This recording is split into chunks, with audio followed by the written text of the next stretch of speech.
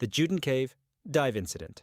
On April 18, 2014, two highly experienced Chinese divers, Wang Yuan and Wang Tao, set out to break their personal depth record in Jiudan Cave. The cave had previously been explored to a depth of 525 feet by another diver who had left a guideline in place. Yuan and Tao's goal was to extend it by another 35 feet and reach 558 feet, but this required leaving the guideline at some point and diving blind into unexplored depths. They had already completed 15 dives in the northern entrance of the cave and were confident in their skills. Yuan even conducted a solo practice dive to 500 feet in open water. On the day of the big dive, however, Tao was recovering from illness and had skipped the practice. As they descended into Jiudan, recent rainfall had caused visibility to drop dramatically, down to just 2 meters. Still, they decided to proceed.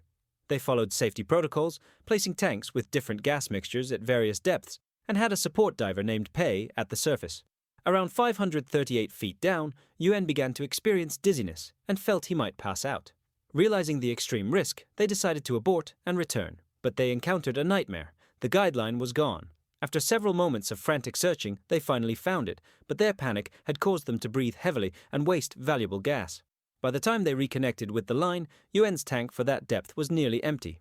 He switched to a surface-level air tank, which was dangerous at depth. At 393 feet, Yuan's body began to tremble involuntarily. They still had to reach the 243-foot mark to switch tanks again. Then, Tao became stuck under a rock due to poor visibility. He wasn't even trying to free himself. Instead, he was signaling he was out of air. Yuan immediately handed over his emergency regulator. They continued their ascent, barely sharing what air they had. Near 300 feet from the surface, Yuan realized they had just 3 minutes of air left.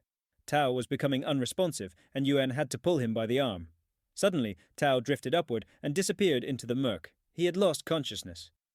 Yuan rushed upward and reached their next tank station, then searched for Tao, but it was too late. Rescuers recovered Tao's body the next day at 176 feet. Yuan suffered from severe decompression sickness and was hospitalized, but survived. The Santa Rosa Blue Hole Tragedy.